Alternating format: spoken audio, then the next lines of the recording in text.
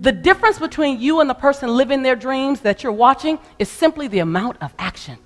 It's not the hookup, it's not the family they were born into, it's not the gender, it's not the culture. Those are all great stories that we give it. But it really is the things they did and how much they were willing to do it. I'm sitting on my couch and I'm broke, but more than anything, I'm broken. And I'm at a place, and some of you have been there, or you're there, I'm not sure. But I was at a place where I said, wait, I'm too brilliant for this. I ain't quite seen, that's how I said it, yes, all my brilliance yet, but I know I'm too brilliant for this. This reality doesn't fit my DNA. So the first thing to know is when you're out of congruency with who you're designed to be. That's the first thing. And there's nothing wrong with that. Don't hide it. Don't shy from it. Just step into that truth. That truth is sexy because it'll make you do something you never thought you would do. It'll make you get radical. And I sat there with my son, not having food, eating beanies and weenies 6 days a week. Right? And like the beanies would cut so small, the weenies would cut so small. He was like, Mommy, I can't see the meat. I said, baby, it's there. Let me just put some extra sugar in it. I was so broke and broken. His father had just gone to prison. And all of a sudden, my worst nightmare had come true. I made a commitment being born and raised in South Central LA, raised between the Harlem Crip 30s and the Rolling 60s. Those are not cheerleading squads, y'all. That I wouldn't engage on any level. I wasn't available on any level for any gang activity, for anything criminal, because I would never be connected with jail. It's just not my thing. I knew early on that's not my destiny. So when my girlfriends and my best friends started dating the neighborhood thugs, I passed. I'm going to the library. I'm not participating. I don't know where I'll end up, but I know I won't stay here. And so I planned all this. I got out. I was an athlete. I was an all-American athlete. I held the record for the 330 low hurdles for 18 years after I graduated. My head was down. I was MVP all 3 years in high school. I was focused. I got out. And then all of a sudden, the man that I meet at 27, beautiful soul, brilliant soul, just still had that hustle in him. And I'm not mad about a little hustle, but it can't manage your integrity. And for him, it just got the best of him. And I got the call. I said, hello? He said, Lisa. I said, yes. He said, I'm in jail. And my heart dropped. I'm 28. I had just given birth to his child. And now I'm linked to the very thing I tried to avoid for so long. I'm sharing with you my story so you can validate and level set your story. And yet I realized that I use my story as my fuel, not my fortress. Like my story wasn't my, I get to be successful in spite of. My story was my because of. It's because of. And so I remember sitting on my couch going, oh my God, my very thing I tried to avoid, my nightmare is my truth. And for years, 8 years, I never mentioned where my son's father was. I denied that he even existed. I wouldn't talk about him. You couldn't talk about him. Margaret, when I said his name, she thought my son's father was an exchange student from Africa. When I first said his name, she's like, is that somebody we're gonna donate to or what? And I said, no, that's my son's father. I just don't talk about him because I haven't accepted it yet. And so I walked around with this baggage on me, this story that if I spoke too loudly and let my light shine too brightly, then the light's going to shine on him too, and everybody's going to know my connection. And so for years, I dodged that conversation of my son's father because I was embarrassed of my choices, when in fact I chose an amazing, beautiful, brilliant man who simply made a poor decision. And as I told my son, he's on a long-term timeout. 21 years later, he's still there. That's his journey. And so I look at that journey and I go, how did I get from there, broken and broke, to this story that's breathtaking? We need to disrupt so that our children, by the time they're able to really think about abundance, they only know it to be a holistic experience. That abundance includes relationships. Abundance includes your spirituality. Abundance includes your health. Abundance is not just about the bottom line at the bank account. Because I have a lot of very wealthy friends, millionaires and billionaires, who hang very close to me. And they're not hanging close to me to learn how to make money. They can teach me that. They're hanging close to me because they love how I have fun. They love how my son still hangs out with me. If any of you saw me last night back in the corner on the phone, y'all thought I was booed up talking to my honey. I was talking to my 21-year-old son, who said, hey, Mom, I just want to hang out with you for a bit. Can you just hang out with me? I was like, absolutely. That food can get cold, right? Abundance is about having that holistic realm of success. Point number one. The one thing we have to constantly remind ourselves is to create micro wins to get to our macro wins. That we go after the macro win, but we only look at the macro win. I want you to look at the micro wins and get 5 micro wins under your belt so you can create your macro win. That way you celebrate yourself a lot more often. Yes, yes? That way you can have an indicator that you're on the right track more often. That way your fuel is being acknowledged more often. That way you know you're on the right track. Let's get to micro wins. Micro wins can lead to a macro win. Can we agree that that's an abundant? And I'm showing you how abundant thinkers think. So success leaves clues. I'm going to give you some of the clues. These are the things that abundant thinking people do all day, every day. 1, we create micro wins so we can get to macro wins. And we celebrate the micro wins. Far more celebrations in life.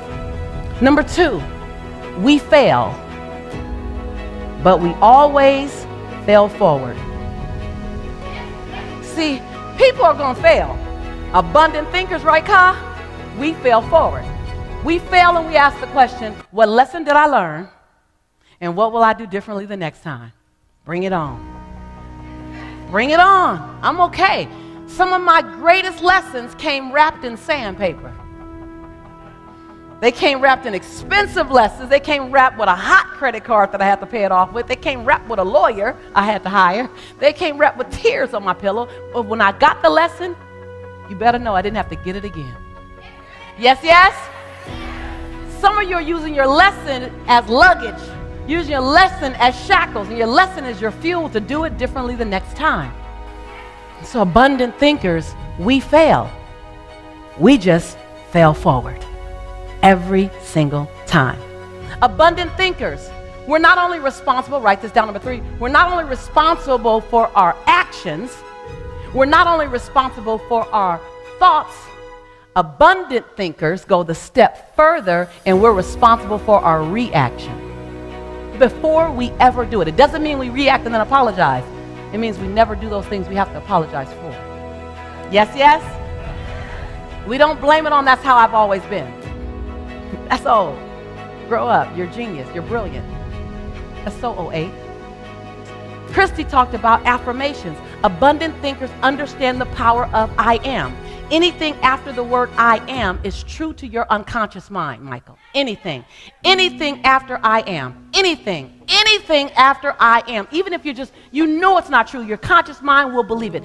Anything after I am. So the use of affirmations is very intentional and very consistent. I was diagnosed as clinically depressed. It didn't make sense. I had been in a relationship. I was engaged to get married. And my fiance, who I did not know at the time, was bipolar. And he'd stopped taking his medicines and under the belief system that love can cure anything. And so I ended up being picked up and thrown 3 feet across the room. And I ended up being choked until I passed out.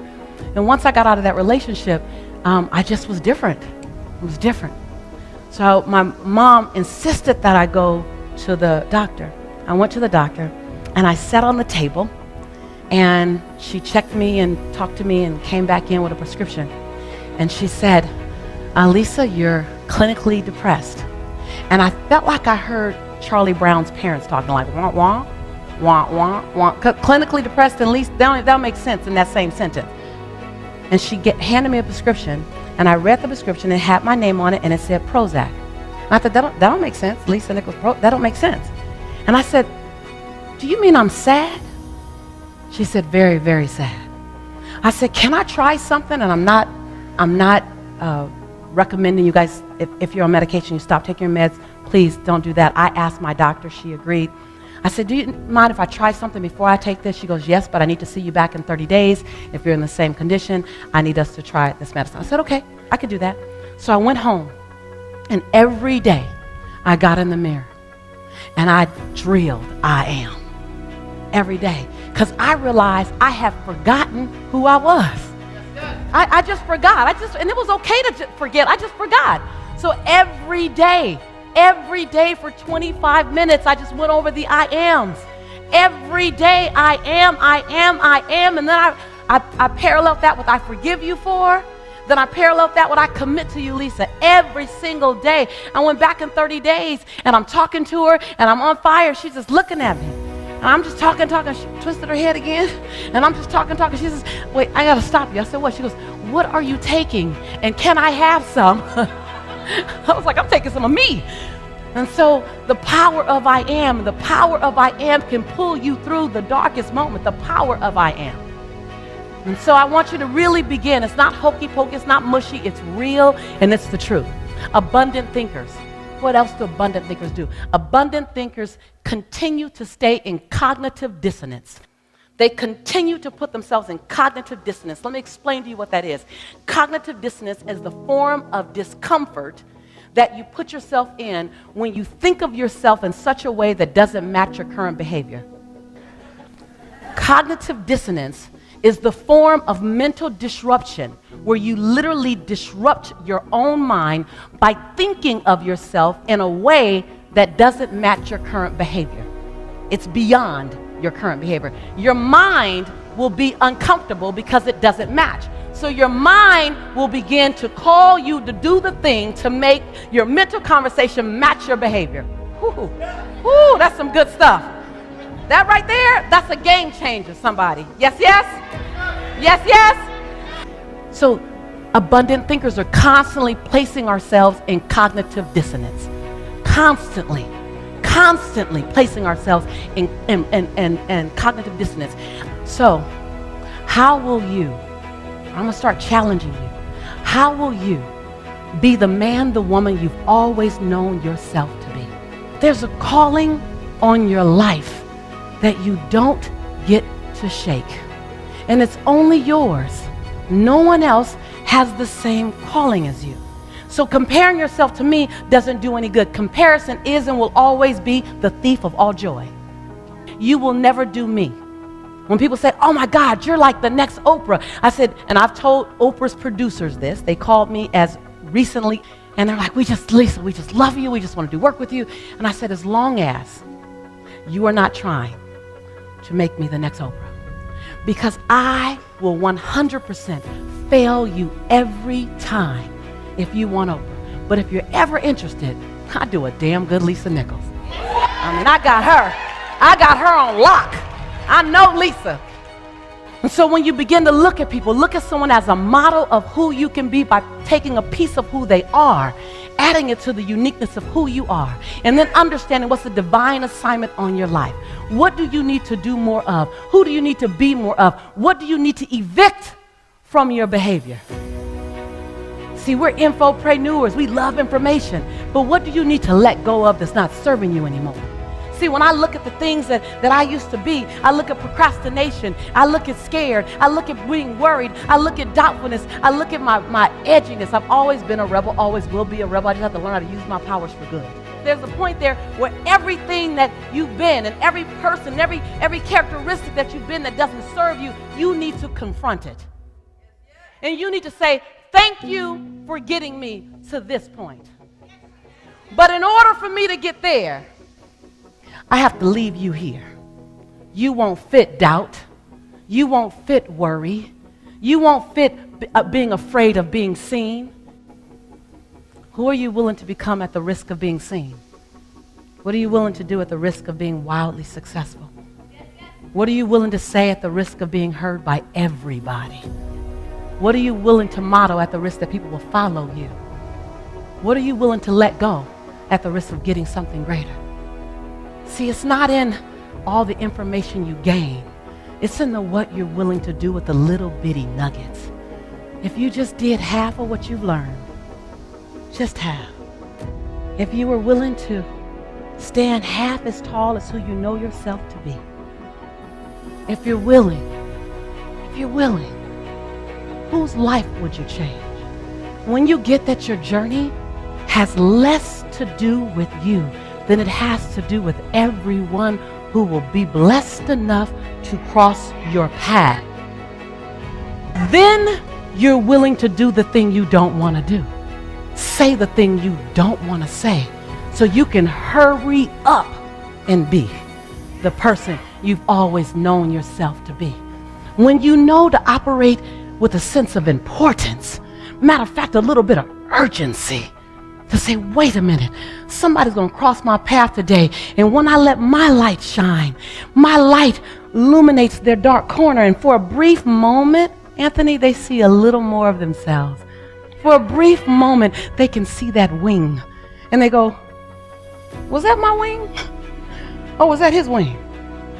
And when you leave and they can still see it, they realize it was theirs. Because you let your light shine.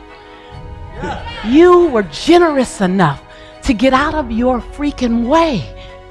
You were willing enough to surrender, to kill your ego. When you look at someone, and I'm not saying I've arrived anywhere, but I love the place in the journey that I am right now. When you look at someone you chose to admire, ask me what I did in the dark of the night. Ask me, what was I willing to let go of so that I, in this form, can be born? Ask me what jacket, what cloth of victimhood, what cloth of fear I was willing to take off. Ask me, what was I willing to go study that lived and breathed abundance until I wore it so much it became not in my head, not in my heart, but it got in my DNA. Yes, yes. Yes. Come on, you guys. When I bleed, it comes out. That's what you want to know. And then how can I reinvent myself so radical that it might disrupt my entire community? See, some of you are more committed to keeping the company you're keeping than you are to be the person you've been designed to be. I'm just saying.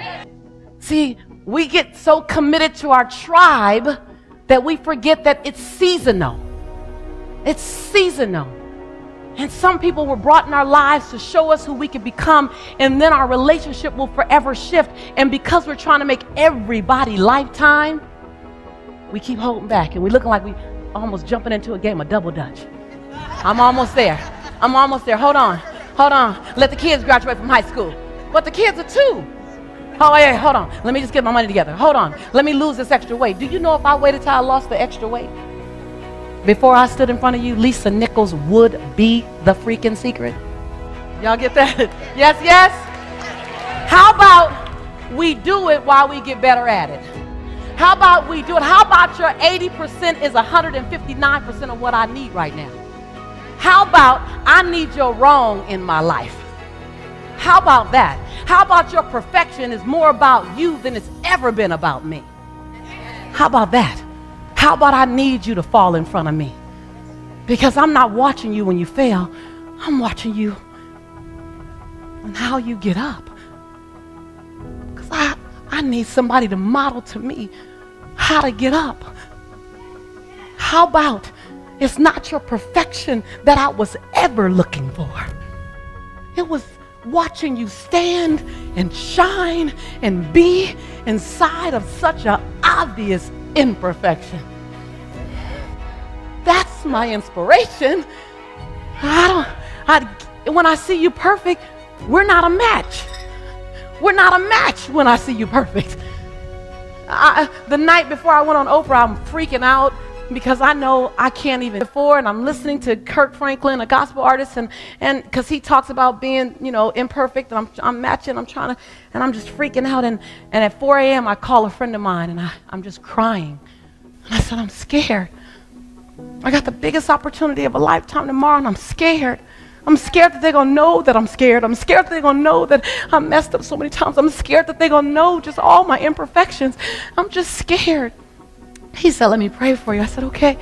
And what he said next changed everything. He says, God, thank you for using your most imperfect child to help your most imperfect children. And I was like, oh, I'm perfect for the job. And I promise you, it just shifted. And I've been standing on that since 2007.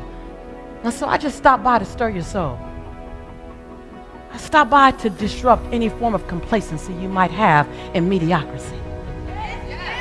I stopped by to not let you off the hook of your greatness. I stopped by to remind you that your 70% might look like 159% to somebody else, but it's still your 70%. I stopped by to say it's in your imperfection that you're perfect.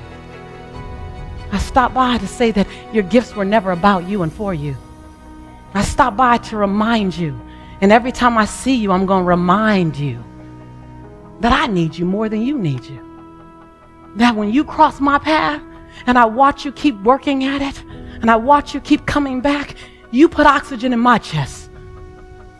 So I need you to keep showing up. It looks like for you, but it's just for me and a million other people coming behind me watching you. I stopped by to ask you, are you willing to live an abundant life at the risk of having it all abundant? Are you willing? Are you willing? Are you willing to make abundant living your automatic stop, non-negotiable? And anything that's incongruent with it has to be evicted. That you're willing to disrupt your norm for it. You're willing to walk alone for it. See, some of you want company so much, and you got to realize that before you can be good company to me, you got to learn how to be good company to you. So if you walk alone for a while, and you will share your vision with someone and they won't get it. They just won't get it. They won't get it. They will not get it. And they won't get it for a reason. And someone came here just to hear this message. They won't get your vision because God didn't give your vision to them. Your vision was given to you. And it's your job to nurture it, to feed it, to be good to it, to bring it out so we can then see it. But until you bring it out, we can't see it. So please don't ask me how beautiful it is. I can't see what's in you. See, I was sitting on that couch in 1995, and I didn't say, I want to be awesome. That didn't come out first. What came out was, this is not who I am. I am more than this. And I want my dash to freaking dance while I'm here. And I don't want to get to the end of my days and said I kept some in. I don't want to get to the end of my days and said I was standing at the line waiting for the right time. So sometimes your greatest leap comes from being fed up with something. Your greatest leap comes with being done with something. Your greatest leap comes in a combination. I'm complete and I'm ready. I'm complete with that and I'm ready for that. See, when I was ready for an abundant life, numbers didn't scare me, money didn't scare me, going to conferences by myself didn't scare me, working all night didn't scare me, being alone didn't scare me. Nothing scared me because I was ready. I said yes to it. And everything that came with it, are you willing to say yes to that too? Are you willing? Because the reality is, someone's watching you. Someone's watching you, and when you win, they win. When you win, they win. Some 14-year-old girl, some 20-year-old guy, some 10-year-old boy, they're watching you. And when you win, they win. A 3-year-old child, when you win, they win. A stranger, a neighbor, when you win, they win. I get that my win doesn't just belong to me. When I win, she wins. When I win, he wins. And so on the days when you don't want to do it for you, do it for us.